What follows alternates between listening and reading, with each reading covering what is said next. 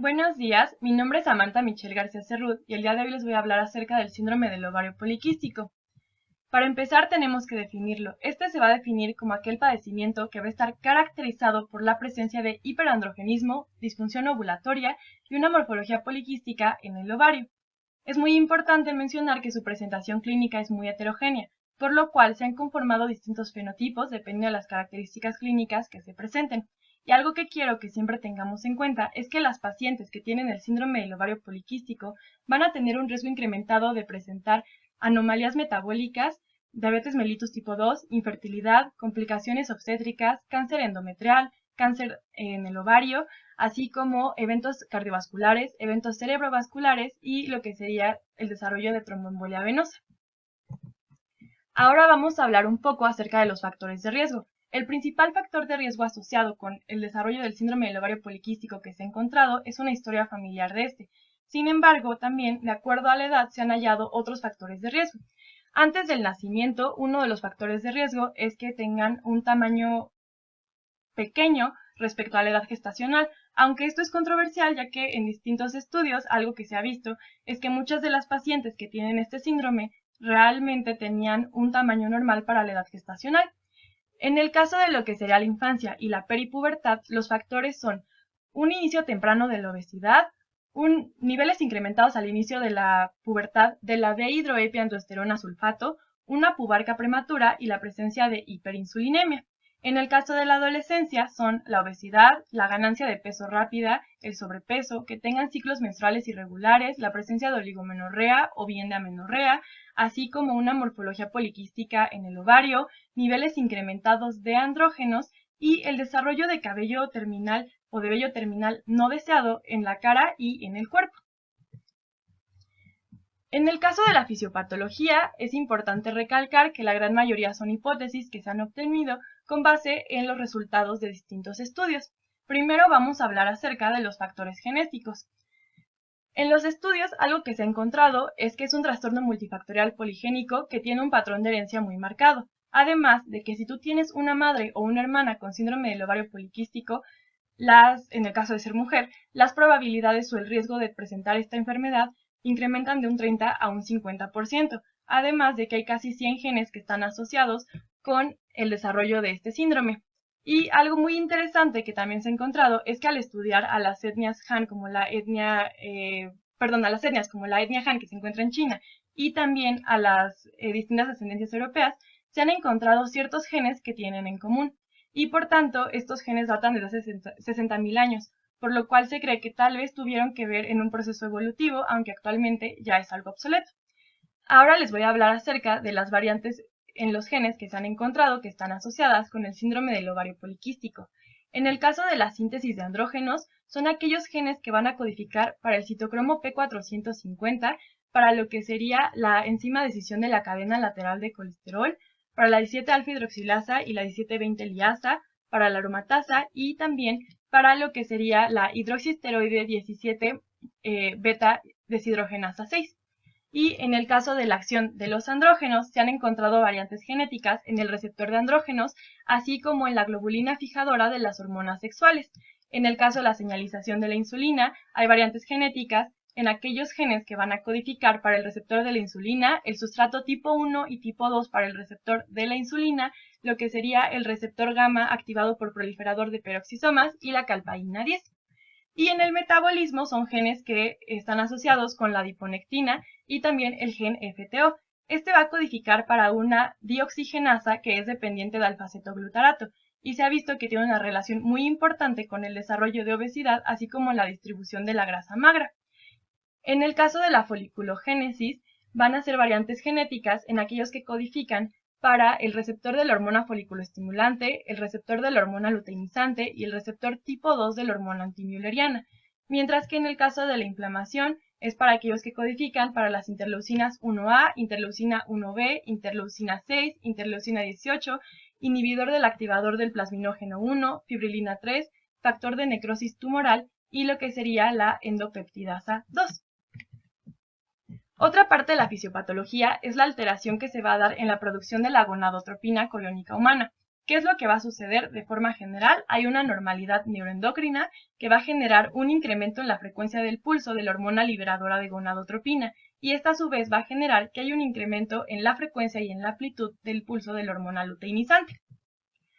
¿Por qué sucede esto? No se sabe bien a ciencia cierta, pero hay dos teorías, o hipótesis más bien. Una es que incrementan los niveles circulantes de testosterona, lo cual va a generar que se dé una inhibición del receptor de progesterona a nivel del hipotálamo, y esto va a generar entonces que se dé una disminución de la inhibición que ejerce la progesterona durante el día sobre la hormona liberadora de gonadotropina.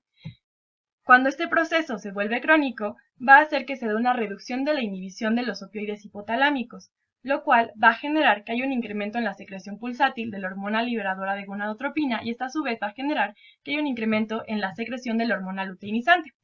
La segunda hipótesis es que hay un incremento en la relación hormona luteinizante-hormona folículo estimulante, además de que va a haber una resistencia de parte del ovario hacia la hormona folículo estimulante.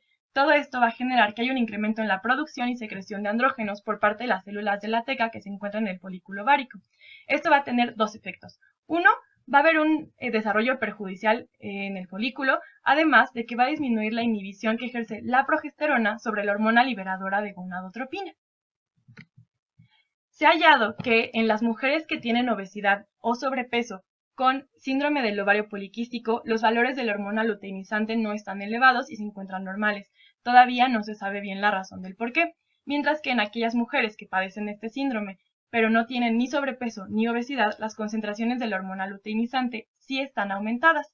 Y otra cosa muy importante es que una de las características clínicas que pueden presentar es un estado anovulatorio, y se ha visto que en estas pacientes que tienen el estado anovulatorio va a haber un incremento de los niveles circulantes de la hormona luteinizante y están muy asociados con esto.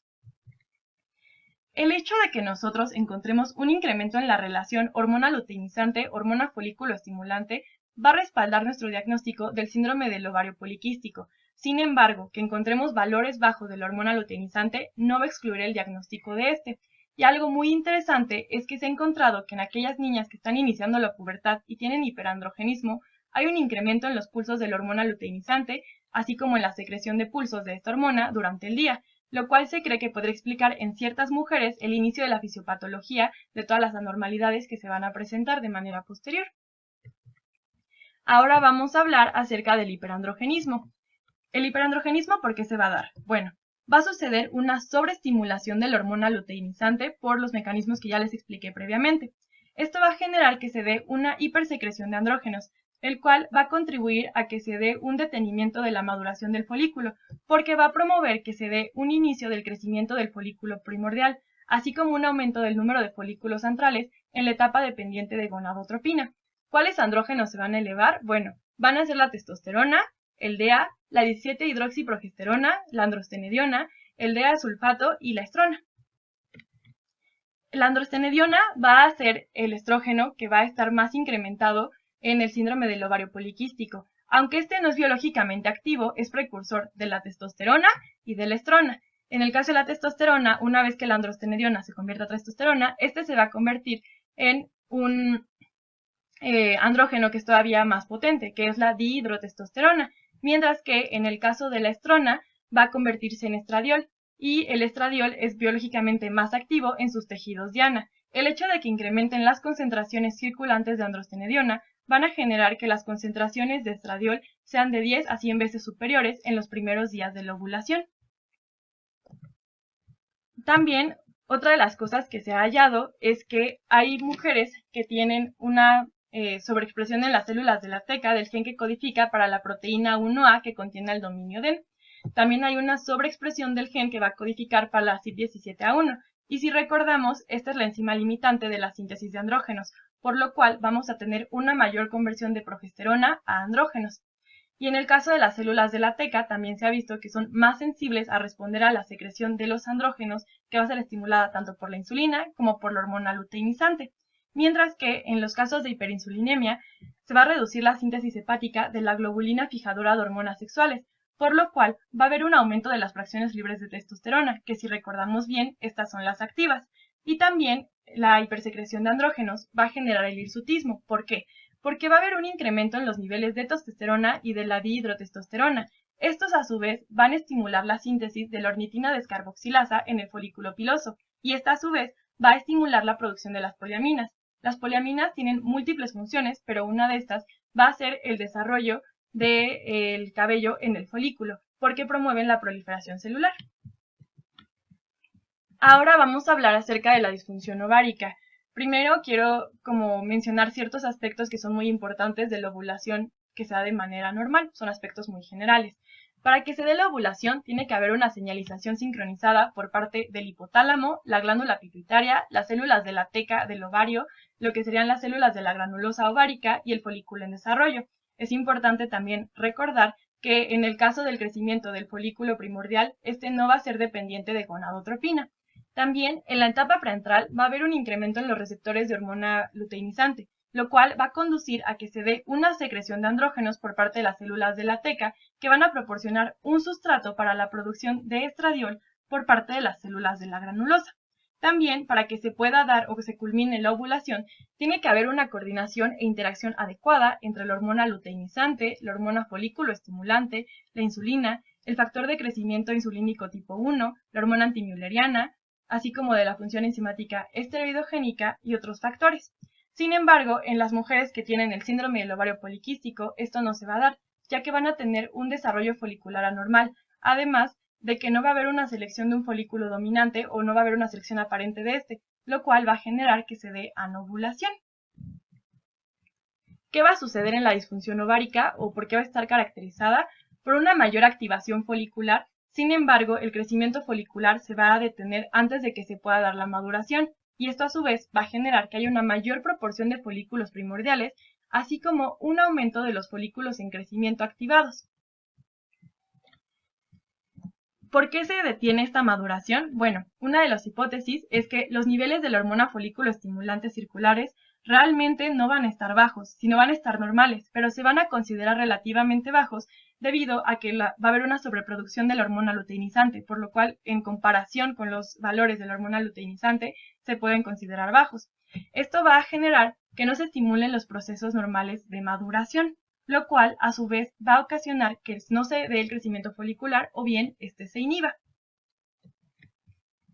De igual manera, va a haber un aumento de los niveles de la hormona antimülleriana, lo cual va a generar dos cosas. Uno, va a reducir la sensibilidad del folículo ovárico a la hormona folículo estimulante, además de que va a inhibir a la aromatasa, y esta inhibición de la aromatasa va a bloquear la conversión de andrógenos en estrógenos, contribuyendo aún más a que se dé este estado de hiperandrogenismo. También se ha visto o se cree que una de las causas parciales o lo que podría ser parcialmente responsable de que se reduzca la sensibilidad a la hormona folículo estimulante por parte de los folículos ováricos son las variaciones genéticas que se van a presentar en la molécula de la hormona folículo estimulante, así como en su receptor. ¿Por qué se da este aumento en la producción de la hormona antimülleriana? Bueno, es porque hay un aumento del número de folículos antrales pequeños y del número de folículos preantrales, lo cual va a hacer que se aumente la producción de esta, y esta a su vez va a tener dos efectos. Va a inhibir el desarrollo folicular y va a inhibir la secreción de la hormona folículo estimulante, además de que inhibe también su acción, y esto va a mejorar la actividad de los andrógenos.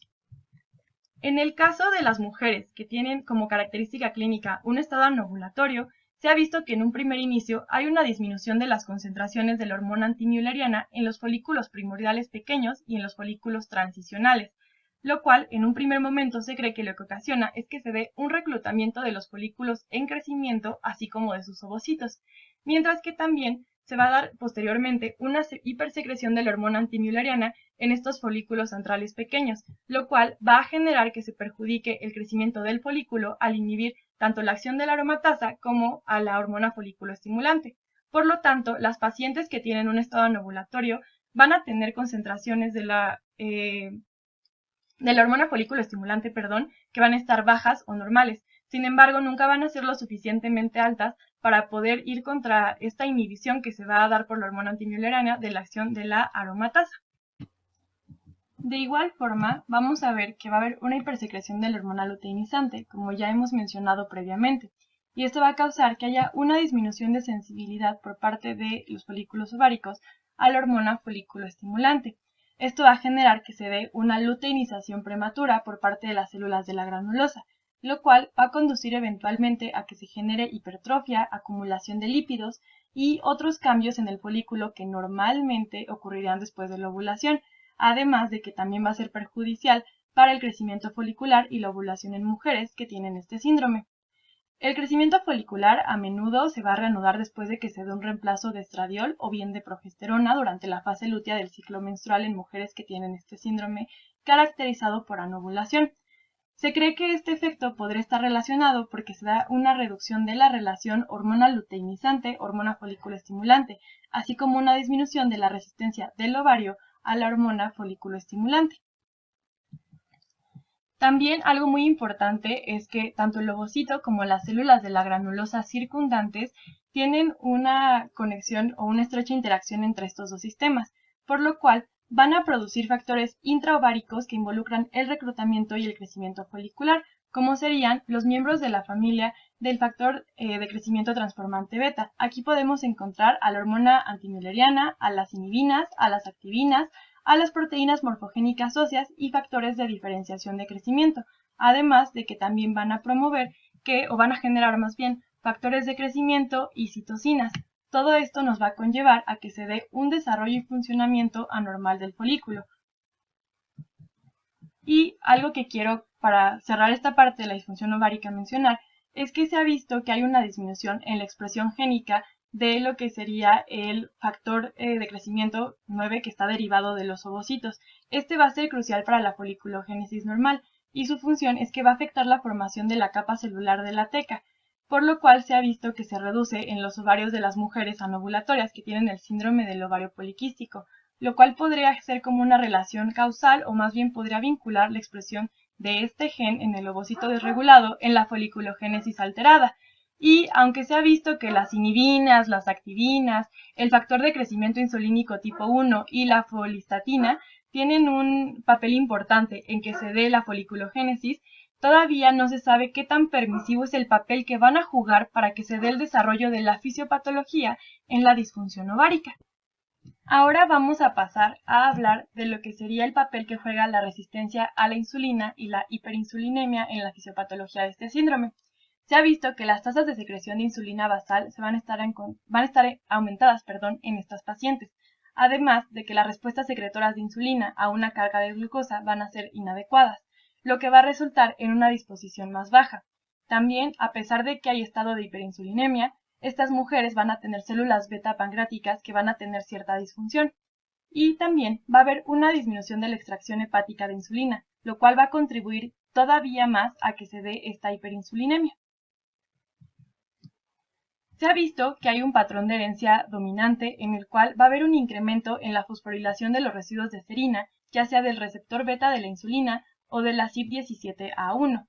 En el caso del receptor beta de la insulina, lo que va a generar es que se dé un incremento o más bien se genere la resistencia a la insulina por esta fosforilación, mientras que en el caso de la CYP17A1 va a haber una actividad sinasa aberrante en el cual se va a incrementar la actividad de la 1720 liasa, así como su expresión, pero no la de la 17-alfa hidroxilasa, lo cual va a culminar en una producción de andrógenos excesiva. De igual forma, en el caso del músculo se ha observado que también se incrementa la expresión o más bien la fosforilación de la serina, tanto en el receptor de insulina como en el sustrato tipo 1 del receptor de insulina. Esta fosforilación en el receptor de insulina va a generar que se dé una señalización deteriorada, mientras que en el caso del IRS1 va a hacer que se dé una activación constitutiva de la vía MEC1 y MEC2.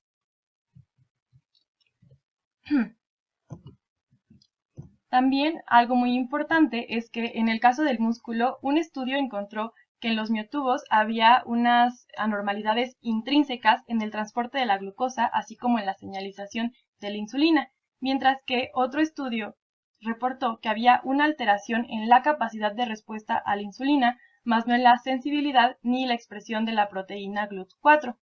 Y otro estudio o varios estudios han más bien mostrado que hay defectos persistentes en la acción y o señalización de la insulina en los miotubos de las mujeres que tienen síndrome del ovario poliquístico y estos fueron cultivados, así como una menor capacidad de respuesta a la absorción de la glucosa estimulada por la insulina. Y de igual forma se realizó un estudio en ratas hembras en el cual básicamente incrementaron las concentraciones de testosterona y de dihidrotestosterona, y se vio que estas modificaban la sensibilidad a la insulina en todo el cuerpo. Esto se dio ya que modificaron la morfología esquelética, y esto incluía una reducción de las fibras sensibles a la insulina, un aumento de las fibras menos sensibles a la insulina, reducción de la densidad capilar, una disminución de la actividad de la glucogenosintasa, así como una disminución en la expresión de la proteína GLUT4.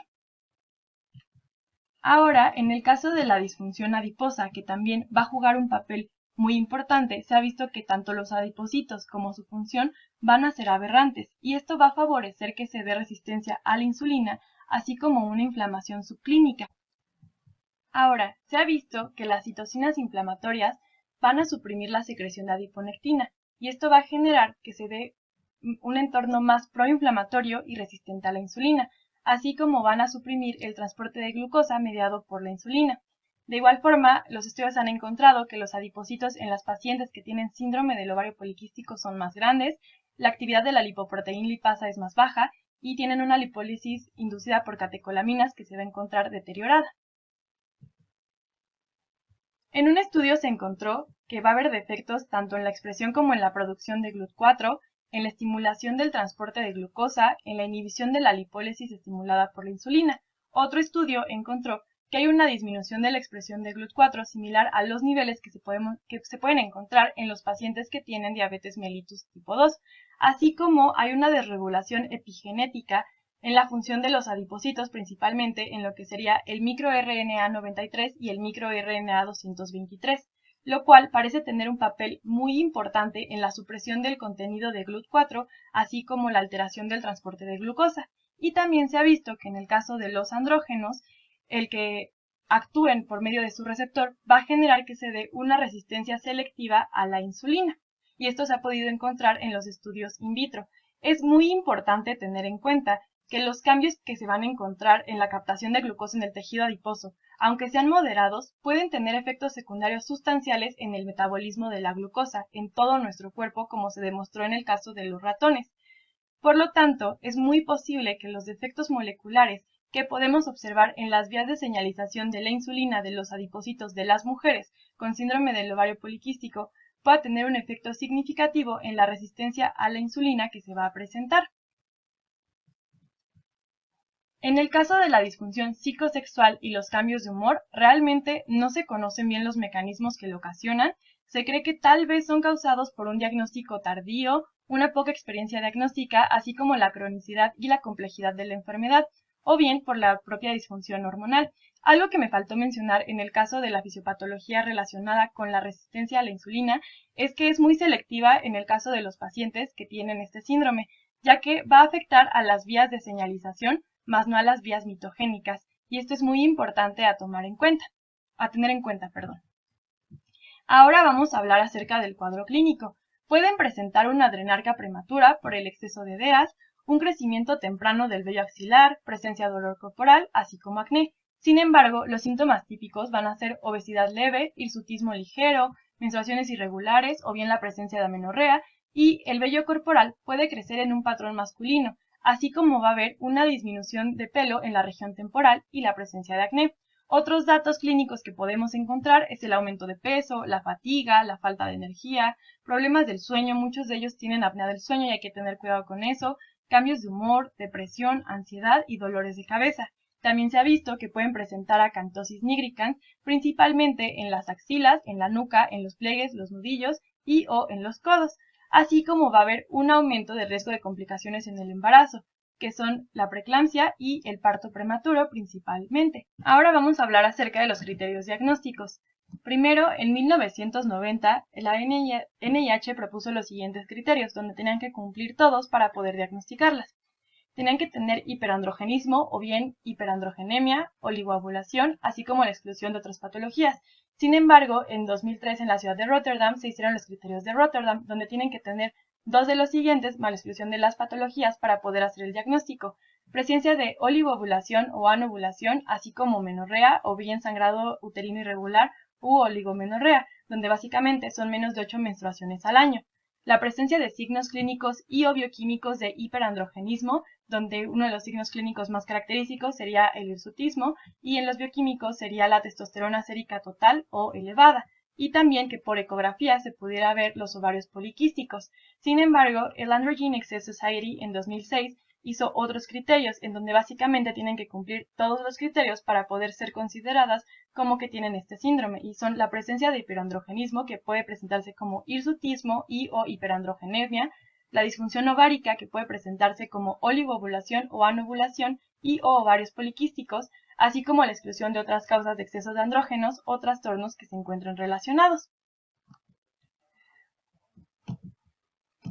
Recuerden que al inicio les mencioné los fenotipos. Bueno, hay 4 fenotipos que son el fenotipo A, B, C y D, y estas son de acuerdo a las características que presentan. En el caso del fenotipo A van a tener la presencia de hiperandrogenismo e hirsutismo, así como la disfunción ovárica y lo que sería la morfología poliquística en el ovario. En el caso del fenotipo B solamente van a cumplir con el hiperandrogenismo y el hirsutismo, así como la disfunción ovárica. No van a tener esta morfología poliquística en el ovario. En el fenotipo C van a tener la presencia de hiperandrogenismo e hirsutismo, así como la morfología poliquística en el ovario. Y en el caso del fenotipo D van a tener la ausencia del hiperandrogenismo y del hirsutismo, pero sí van a presentar la disfunción ovárica, así como la morfología poliquística en el ovario. Es muy importante mencionar que los fenotipos A y C se van a considerar hiperandrogénicos, mientras que el fenotipo D no se considera así. Además de que el fenotipo A y B principalmente y un poco menos el fenotipo C están asociados con un mayor riesgo de disfunción metabólica concomitante, que lo que sería en comparación más bien con el fenotipo D, y esto es muy importante a tomar en cuenta. Entonces, ¿qué criterios vamos a usar? En 2012, un panel del Congreso del Consenso de los Institutos Nacionales de Salud recomendó que se utilizara el criterio clínico de Rotterdam de 2003, pero siempre y cuando tenemos que tomar en cuenta los fenotipos específicos del síndrome del ovario poliquístico y tenemos que ver cuál de estos fenotipos es nuestro paciente, ya que como les acabo de mencionar, tienen un mayor riesgo a ciertas disfunciones metabólicas, y esto nos va a poder ayudar tanto a hacer el diagnóstico como a ver qué tratamiento se les va a dar. En el caso de las adolescentes cambia un poco los criterios diagnósticos. Tienen que tener una combinación de un patrón de sangrado uterino anormal, así como la evidencia de hiperandrogenismo. Este patrón de sangrado uterino anormal puede ser anormal para la edad o bien para la edad ginecológica, o bien pueden tener síntomas persistentes por 1 o 2 años. Y en el caso de la evidencia de hiperandrogenismo es la presencia de hirsutismo, o bien que tengan un incremento de los niveles de testosterona arriba de lo normal o de los niveles que se consideran normales en el caso de los adultos. Bueno, ahora que ya vimos todos los criterios diagnósticos existentes, vamos a pasar a hablar acerca de cómo se hace el diagnóstico. Primero les voy a mencionar los distintos tipos de diagnósticos que se pueden hacer y posteriormente les diré cómo se hace el diagnóstico confirmatorio. Primero vamos a comenzar con el diagnóstico clínico y en específico con el hiperandrogenismo clínico. Se puede presentar una virilización, la cual va a estar caracterizada por una masculinización de la voz, así como un aumento en la longitud del clítoris. También pueden presentar hirsutismo y alopecia, y en los adolescentes acné severo e hirsutismo. Y se han visto casos de hirsutismo extremo que van a estar acompañados de alopecia, hipertrofia muscular, atrofia de las mamas, masculinización de la voz, así como clitoromegalia. Para evaluar la alopecia tenemos a la escala de Ludwig, y para evaluar lo que sería el hirsutismo tenemos a la escala de Ferryman-Gallwey. Vamos a comenzar con la escala del hirsutismo. Esta escala va a evaluar distintos patrones que van los números del 1 al 4 y se van a circular. Finalmente se hace toda la suma de los puntajes. En el caso del 4, esto quiere decir que tienen un crecimiento del vello terminal que es como correspondiente con lo que sería un patrón masculino normal. Las áreas que se van a evaluar son el labio superior, la barbilla o el mentón y lo que sería el cuello, la parte superior del tórax, la parte superior del abdomen, la parte inferior del abdomen, lo que serían los brazos, también las piernas, la parte superior de la espalda y también la parte inferior de la espalda. Sin embargo, hay distintas cosas que de acuerdo al Colegio Americano de Obstetras y de Ginecólogos tenemos que tomar en cuenta. Uno de ellos es que tenemos que evaluar todo el cuerpo. Posteriormente tenemos que evaluar a los pacientes antes de que hagan la remoción del vello por cuestiones estéticas. De igual manera, tenemos que minimizar el grado de variabilidad al evaluar la calificación. Tenemos que tomar en cuenta las variaciones étnicas. De igual forma, para establecer el valor de un punto de corte que sea superior a lo normal, la gran mayoría de los criterios dicen que tiene que ser 3 o mayor.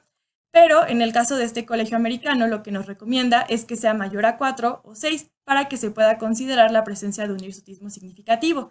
También en aquellas mujeres que tengan grados mínimos de exceso de crecimiento del vello terminal, se tienen que valorar el excedente de los andrógenos, así como en aquellas mujeres que reporten tener demasiado vello corporal. Algo muy importante que tenemos que tomar en cuenta en el caso del hirsutismo es que el crecimiento del vello terminal en el hiperandrogenismo va a ser progresivo y a menudo no va a desarrollarse plenamente en los adolescentes que tienen el síndrome del ovario poliquístico. De igual forma, algo que tenemos que tomar muy en consideración y en cuenta es que para que se haga menos subjetivo, se recomienda que se considere simplemente vello terminal y aquellos que son mayores a 5 milímetros, y usualmente estos están hiperpigmentados. Ahora vamos a pasar a ver la escala de Ludwig. Como ya les dije, esta es para evaluar la alopecia. Tiene 3 grados y estos grados van a tener fases.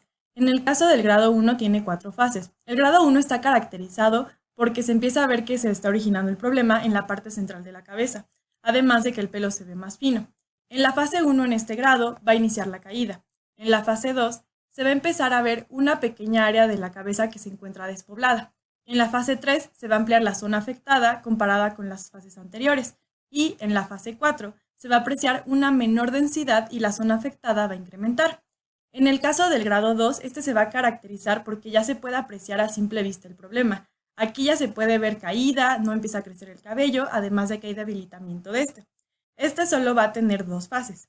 En la fase 1 lo que va a suceder es que la zona central de la cabeza se ve afectada en mayor medida que en cualquier fase del grado 1, mientras que en la fase 2 lo que sucede es que la zona afectada va a seguir ampliándose pero hacia los extremos.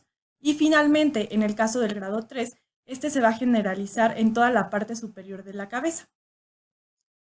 Ahora vamos a ver cómo es el diagnóstico clínico de los ciclos irregulares y de la disfunción ovárica. De acuerdo a las guías internacionales, dicen que cuando tiene una duración mayor a 1 año, pero menor a 3 años después de que se dio la menarca y dura menos de 21 días o más de 45 días, se va a considerar un ciclo irregular. Mientras que también si dura más de 3 años después de la menopausia a la perimenopausia y esta tiene una duración menor de 21 días o mayor a 35 días o bien menos de 8 ciclos por año. También se considera que es un ciclo irregular cuando este va a durar más de 1 año después de la menarca y tiene a su vez una duración de más de 90 días para cualquiera de los ciclos. También si hay una menorrea primaria a la edad de 15 años o más de 3 años después de la telarca. También en el caso de los adolescentes que tienen menos de 20 años, 2 años después de la presencia de la menarca, si reportan ciclos irregulares de menos de 21 días o de más de 35 días, se va a considerar como diagnóstico del síndrome del ovario poliquístico. Y finalmente, la oligomenorrea se va a considerar, la gran mayoría de los investigadores dicen que son menos de 8 ciclos por año, que esto es un equivalente a ciclos mayores de 45 días de duración. También en el diagnóstico metabólico, ahora vamos a ver se utiliza para evaluar la presencia o no de las comorbilidades que pueden verse asociadas con el síndrome del ovario poliquístico. Tenemos que hacer un perfil de lípidos para poder ver cuáles son los niveles, además poder ver si hay algún tipo de lipidemias. También se tiene que hacer una prueba oral de tolerancia a la glucosa de 2 horas de 75 gramos. Y esto tiene que ser debido a que hay estudios que han demostrado que si se les toma la hemoglobina glicosilada o también la glucosa basal, no se obtienen valores que sean fidedignos. Y también se puede tomar pruebas hepáticas en aquellas pacientes que tengan el síndrome del ovario poliquístico y tengan obesidad o bien tengan una hiperinsulinemia muy marcada. En el caso del Colegio Americano de Obstetras y de Ginecólogos, recomiendan que tanto las pruebas del perfil de lípido como la prueba de tolerancia oral a la glucosa se realicen de cada 2 a 3 años, a no ser que haya un cambio significativo en cómo se va desarrollando toda la parte clínica de la enfermedad. Ahora que ya vimos el diagnóstico metabólico, vamos a ver el diagnóstico ultrasonográfico. Tenemos que recordar que no se les puede realizar en mujeres que tienen menos de 8 años de edad ginecológica. Con esto me refiero a aquellas que tienen menos de 8 años después de que se dio la menarca, porque se ha visto que hay una alta incidencia en la presencia de múltiples folículos en el ovario durante esta etapa. En aquellas mujeres que sean sexualmente activas se les tiene que hacer un ultrasonido transvaginal, es el más recomendado de hecho. O también se puede hacer un ultrasonido endovaginal. Sea cual sea de estos dos, va a considerarse que tiene una morfología poliquística en el ovario cuando tenemos la presencia de más de 20 folículos por ovario o un volumen ovárico mayor a 10 milímetros. Siempre vamos a tener que cerciorarnos de que no haya presencia de cuerpo lúteo, quistes o bien folículos dominantes. En aquellas pacientes que presenten hiperandrogenismo o ciclos menstruales irregulares, no es necesario hacer el ultrasonido, pero este puede ayudarnos a poder identificar el fenotipo de nuestra paciente. En dado caso de que no podamos realizar el ultrasonido transvaginal, se puede hacer el ultrasonido transabdominal, pero siempre vamos a tener que tomar en cuenta que para que se considere una morfología poliquística, tiene que haber un volumen ovárico mayor a 10 milímetros. Siempre vamos a tener que reportar la última fecha de menstruación, la frecuencia del transductor que estamos usando, el número total de folículos antrales por ovario que miden de 2 a 9 milímetros, las 3 dimensiones de nuestro ovario, así como el volumen de cada ovario. En dado caso de que encontremos un folículo ovárico concomitante mayor de 1 centímetro, es decir, 10 milímetros, esto nos puede sugerir que hay una ovulación inminente, por lo cual esto va a afectar el patrón morfológico que se va a presentar en el ovario. Así que tenemos que suspender y repetir en una fecha posterior nuestro ultrasonograma. De igual forma, tenemos que analizar a las pacientes de preferencia que no tengan supresión hormonal por al menos 6 meses. A estas les vamos a poder dar ciertos anticonceptivos que no sean hormonales. También es muy importante recordar que la presencia por sí misma del síndrome del ovario poliquístico no nos está diciendo que es o no es indicativa de que realmente haya síndrome de ovario poliquístico.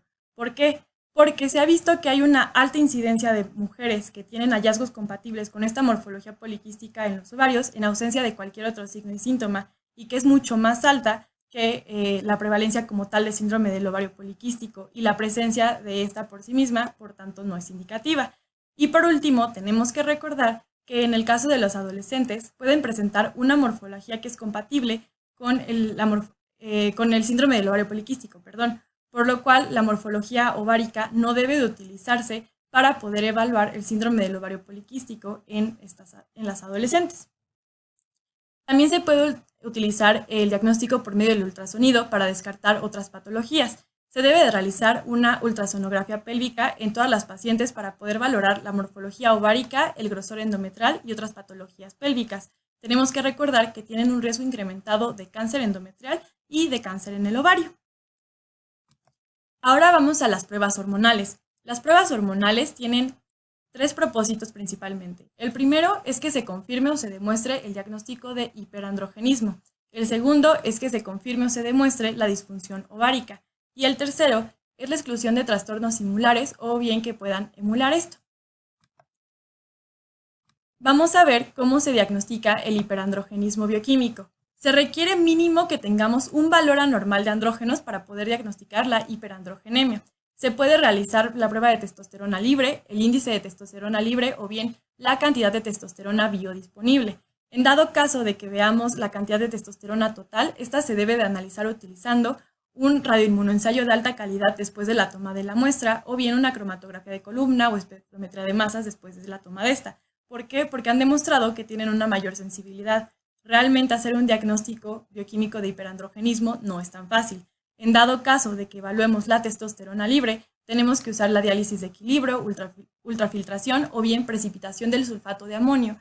O bien podemos presentar la proporción de la testosterona total en relación con la globulina fijadora de las hormonas sexuales. Podemos llegar a evaluar DEAS y A4, sin embargo esto es opcional y casi no se hace porque alrededor del 10 al 15% de las mujeres que tienen el síndrome del ovario poliquístico vamos a poder diagnosticar así el hiperandrogenismo bioquímico, pero no se tiene que hacer de manera regular.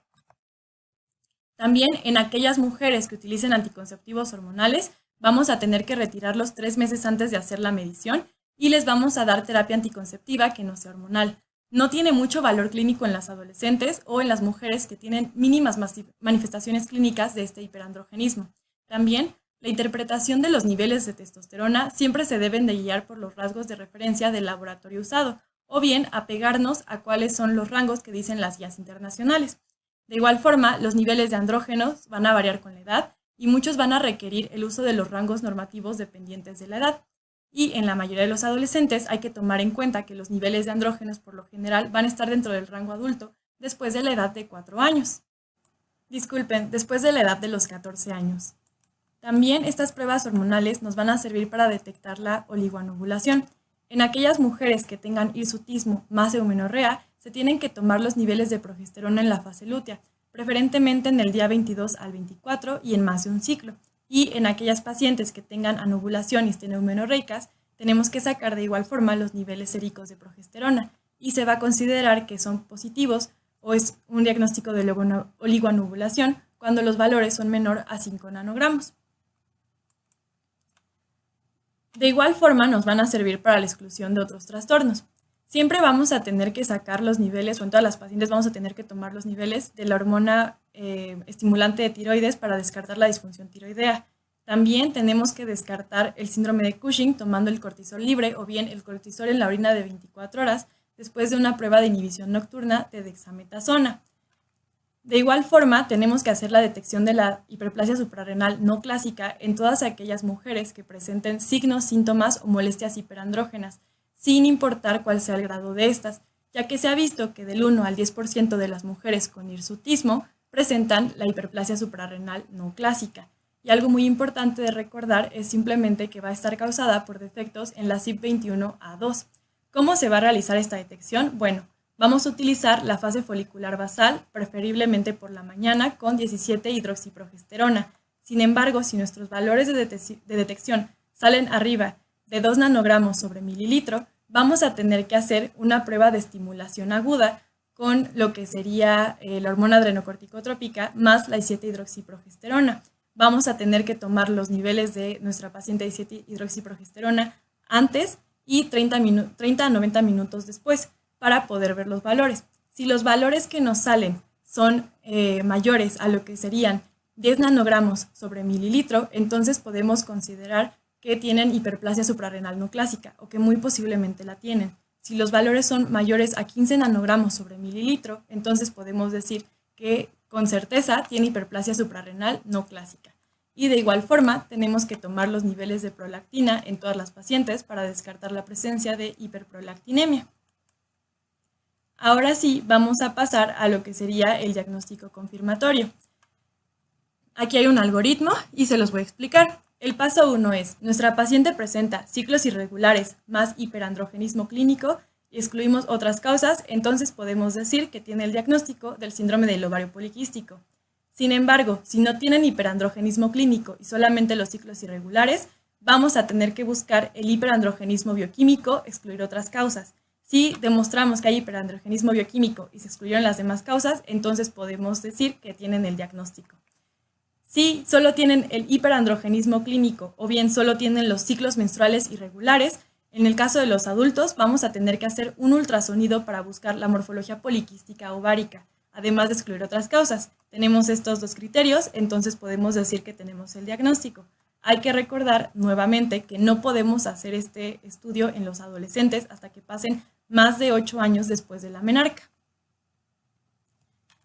Ahora vamos a hablar acerca del tratamiento.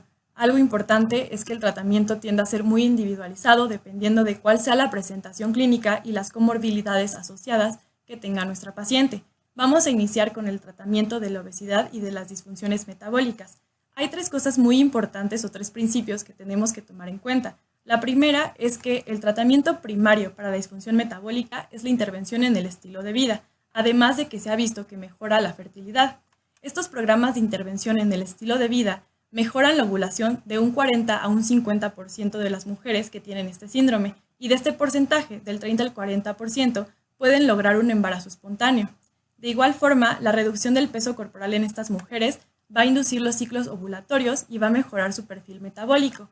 Y los comportamientos de estilo de vida saludable, que van a incluir tanto a la alimentación saludable como a la actividad física que se haga de manera regular, deben recomendarse en absolutamente todas las personas que tengan el síndrome del ovario poliquístico para lograr o bien mantener un peso saludable, optimizar los resultados hormonales, mejorar la salud en general de nuestro paciente y también su calidad de vida.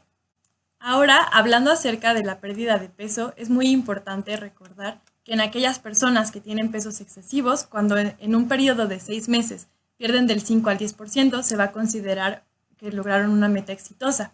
Mientras que en el caso de, más bien se recomienda que haya un déficit de energía del 30% o que disminuyan de 500 a 750 kilocalorías al día de sus comidas.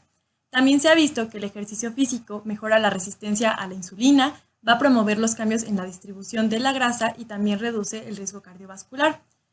En el caso de lo del déficit de energía, es muy importante que tomemos en cuenta el peso corporal de nuestra paciente, los niveles de actividad física de nuestra paciente, así como los requisitos energéticos individuales. También la interacción que vamos a tener en torno al estilo de vida saludable como profesionales de salud, siempre tiene que ser respetuoso, centrado en nuestro paciente, tiene que ser de acuerdo a las preferencias individuales del estilo de vida de nuestro paciente. También tenemos que respetar las diferencias culturales, socioeconómicas y étnicas de las mujeres. Y tenemos que tener en cuenta, en el caso de las adolescentes y de los grupos étnicos, el IMC, así como la circunferencia de cintura-cadera específicas. En el caso del ejercicio, algo muy importante es que en aquellas mujeres que son adultas, se recomienda que hagan un mínimo de 150 minutos por semana de actividad física de intensidad moderada. O bien, pueden hacer 75 minutos por semana de actividad física de intensidad vigorosa o una combinación equivalente de ambas, pero siempre tienen que incluir actividades de fortalecimiento de músculos 2 días a la semana que no sean consecutivos. En el caso de las adolescentes, se recomienda que hagan un mínimo de 60 minutos de actividad física al día de intensidad moderada a vigorosa y siempre van a tener que incluir aquellas actividades que fortalezcan los músculos y los huesos al menos 3 veces por semana y que sean días no consecutivos. También para la pérdida de peso moderada o bien la recuperación de peso y en general para que tengan mayores beneficios para su salud, tenemos que recomendarle a las pacientes con el síndrome del ovario poliquístico que hagan mínimo 250 minutos a la semana de actividades de intensidad moderada o bien 150 minutos de actividades físicas de intensidad vigorosa, una combinación equivalente de ambas, y tienen que hacer actividades del fortalecimiento muscular que involucren grupos musculares importantes 2 días a la semana no consecutivos, así como minimizar el sedentarismo, el tiempo que pasan enfrente de una pantalla y el tiempo sentadas. También es muy importante que de forma general les recomendemos que se realicen al menos 10 minutos o alrededor de 1000 pasos al día, con el objetivo de poder ir logrando mínimo 30 minutos diarios la gran mayoría de los días. De igual forma, podemos recomendar o tenemos que tomar más bien en cuenta que dentro de la actividad física vamos a tener que incluir el tiempo libre de nuestros pacientes, el transporte como caminar o bien andar en bicicleta, también su trabajo ocupacional, las tareas domésticas, los juegos familiares, los deportes que tengan, el ejercicio planificado, todo en base al contexto que tienen. Diariamente tenemos que recomendarles que den 10,000 pasos, o es lo ideal, así como incluidas sus actividades de la vida diaria y 30 minutos de actividad física que sea estructurada o alrededor de unos 3,000 pasos. La estructuración de estas actividades recomendadas debe de tener en cuenta lo que serían las rutinas familiares de las mujeres, así como las preferencias culturales de cada una de ellas. Ahora, en dado caso de que con la dieta no se haya podido controlar el peso, entonces se les puede recomendar la cirugía bariátrica, pero es solo para mujeres que tienen obesidad severa, es decir, un índice de masa corporal mayor a 40, o bien con obesidad moderada, que es un IMC mayor a 35, además de otros problemas de salud. Y se ha visto en distintos metaanálisis que va a reducir los síntomas de un 7.1 a un 45.6%, así como una pérdida de peso del 57.2%. También podemos dar tratamiento farmacológico y el de primera línea es la metformina. Se recomienda que se inicie con dosis bajas y que vayan habiendo incrementos de 500 miligramos 1 a 2 veces por semana, hasta llegar a los 2,000 o 2,500 miligramos al día. Esto es para poder evitar los efectos gastrointestinales que se tiene, así como utilizar las preparaciones de liberación prolongada. Se recomienda que se dé en aquellas mujeres adultas con síndrome de ovario poliquístico que tengan un IMC mayor o igual a 25 kilogramos sobre metro cuadrado para el manejo del peso y los resultados metabólicos. Y de acuerdo al Colegio Americano de Obstetras y de Ginecólogos, recomiendan que el tratamiento con metformina se dé en aquellas mujeres que tienen síndrome del ovario poliquístico con niveles elevados de insulina en estado basal o que tienen estos niveles elevados de insulina al hacer una prueba de tolerancia oral a la glucosa, que tienen intolerancia a la glucosa, acantosis nigricans o marcados antecedentes familiares de diabetes. De igual forma, algo muy importante a tomar en cuenta es que se ha visto que la metformina mejora la composición corporal, así como los niveles de insulina en estas mujeres, pero no va a tener un efecto significativo ni en el índice de masa corporal ni en la glucosa en ayunas, así como en el nivel de los lípidos. También otro de los fármacos que se ha visto que ayudan son los isómeros de inositol, como sería la combinación del tiroinositol y del mioinositol. Se ha visto que tienen propiedades como las de la insulina y van a disminuir los niveles de glucosa postprandial en sangre, van a regular los ciclos menstruales, así como disminuir los niveles de resistencia a la insulina. Sin embargo, existen controversias respecto a su uso. También podemos utilizar tiazolidinedionas, como sería la pioglitazona o la rosiglitazona, pero se recomienda que se reserven simplemente para pacientes que tienen una resistencia a la insulina significativa o que presentan intolerancia a la glucosa. También podemos utilizar estatinas para mejorar la dislipidemia y se recomienda sobre todo que se den estatinas con metformina, pero se tienen que suspender antes del embarazo y de igual forma podemos darles Orlistat para perder peso, aunque igual es algo controvertido su uso. Ahora vamos a pasar al tratamiento del hiperandrogenismo. Se recomienda que como terapia de primera línea sea la terapia anticonceptiva combinada. Este va a ser, como ya mencioné, el tratamiento de primera línea para las anormalidades menstruales, el hirsutismo y el acné en mujeres que tienen síndrome del ovario poliquístico, que no buscan la fertilidad. De igual forma, se ha visto que suprimen la liberación de la gonadotropina y en consecuencia van a inhibir la secreción de andrógenos ováricos en mujeres que presentan este síndrome. Y por último, el estrógeno que se va a encontrar en esta terapia anticonceptiva combinada va a estimular la producción hepática de la globulina fijadora de las hormonas sexuales, ocasionando así que se reduzca la fracción libre de los andrógenos, que es la activa, y esto no se va a poder lograr con las preparaciones anticonceptivas que son transdérmicas. Los más usados son el levonorgestrel, el etinilestradiol y lo que sería la progestina. En el caso de las progestinas se ha visto que estas van a inhibir la biosíntesis de andrógenos, además de que van a evitar la unión al receptor de andrógenos y van a dañar también esta unión. Algunos fármacos que también se pueden dar son análogos de la hormona liberadora de gonadotropina, pero estos solamente se dan en casos de hiperinsulinemia o bien un tratamiento continuo de progestina, pero se realizan con menos frecuencia. Y también se puede realizar la cirugía ovárica para reducir la esteroidogénesis. Una disculpa, no se puede ver mi cámara, pero vamos a proseguir. En el caso de los antiandrógenos, estos se recomiendan como una terapia combinada cuando por sí sola la terapia anticonceptiva combinada falló, o bien se pueden dar como terapia inicial solos cuando el hirsutismo es muy grave. La espironolactona va a ser el agente de primera línea y se dan de 50 a 200 miligramos por día. Sin embargo, en el 50% de los pacientes van a producir efectos secundarios como serían la poliuria, la hipotensión, el síncope, antojo de sal, dispepsia, sensibilidad al sol y en contados casos se ha visto reacciones atópicas. Los pacientes que no toleran la espironolactona se les va a tener que dar flutamida 125 a 500 miligramos diarios, pero debido a que se ha asociado con una insuficiencia hepatotóxica aguda y muerte, aunque es muy rara, debe utilizarse con moderación y realizarse pruebas de función hepática antes y cada 2 a 3 meses durante el tratamiento. También se puede dar el acetato de ciproterona si este está disponible en una dosis de 2 miligramos en un anticonceptivo oral combinado, pero se ha visto que sus propiedades antiandrogénicas no pueden ser percibidas fácilmente a menos que se usen dosis de 10 a 20 miligramos por día. También podemos dar finasteride 5 miligramos al día para el hirsutismo o bien lo que sería cloruro de eflornitina. La solución tópica tiene que ser a 13.9% y este es para el crecimiento del vello facial. Se ha visto que de forma general va a haber una mejoría en el hirsutismo después de un periodo mayor a 6 meses. También podemos tener terapias cosméticas como serían el rasurado, la depilación láser, la depilación por sí sola, electrología, el blanqueado. En el caso de la depilación láser se tiene que dar terapia hormonal también. Para el acné se puede realizar la terapia anticonceptiva hormonal combinada o bien se pueden dar tratamientos tópicos como serían el peróxido de benzolio, los antibacteriales y los astringentes o antibióticos orales como la tetraciclina o también se puede dar isotretinoína oral. En el caso de la alopecia también se puede dar la terapia anticonceptiva hormonal combinada También se puede dar minoxidil tópico de solución al 2 y al 5%, así como un trasplante del cabello. Ahora vamos a hablar acerca de la protección del endometrio. El objetivo va a ser restaurar la ovulación monofolicular y lograr un embarazo único. El tratamiento de la fertilidad debe comenzar con el asesoramiento sobre las tasas de éxito, la interrupción de los hábitos nocivos, especialmente fumar, la detección de las comorbilidades médicas y el tratamiento del exceso de peso. La posibilidad de concebir es solo de un 5 al 10% por ciclo ovulatorio en mujeres que tienen el síndrome del ovario poliquístico.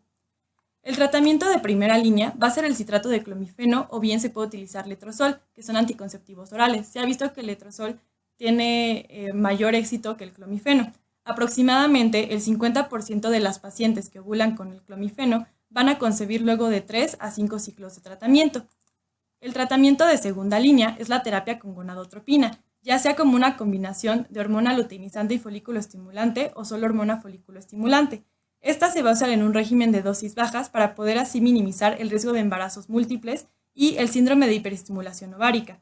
El riesgo de síndrome de hiperestimulación ovárica se ha visto que aumenta en el síndrome del ovario poliquístico debido a que hay una mayor probabilidad de reclutamiento folicular múltiple, además de que las tasas de embarazo con gonadotropinas son probablemente más altas que con el tratamiento oral de primera línea, aunque el hecho de que sea un mayor gasto y los riesgos potenciales más altos van a superar su elección como la opción de primera línea. También se puede realizar la perforación ovárica laparoscópica en aquellas pacientes que tengan niveles elevados de la hormona luteinizante, o bien resistencia al citrato de clomifeno, incapacidad o falta de voluntad para poder proceder con la inducción de la ovulación con gonadotropina y o necesidad de someterse a la laparoscopía por otras indicaciones. Realmente las complicaciones a largo plazo son la formación de adherencias y la disminución de la reserva ovárica. Sin embargo, el tratamiento de tercera línea va a ser la fertilización in vitro. Se han propuesto modificaciones para prevenir los nacimientos múltiples y el síndrome de la hiperestimulación ovárica en pacientes que tienen el síndrome del ovario poliquístico, incluida lo que sería la maduración in vitro de los ovocitos inmaduros, los cuales se van a recuperar sin estimulación con gonadotropina y criopreservación electiva de todos los embriones, además de que se van a transferir en un ciclo posterior de transferencia de embriones congelados después de la recuperación ovárica, aunque no se sabe realmente cuál tiene mayor ventaja y se tienen que seguir realizando más estudios sobre esto. Y bueno, esto sería todo por mi parte. Gracias por haber escuchado esta exposición.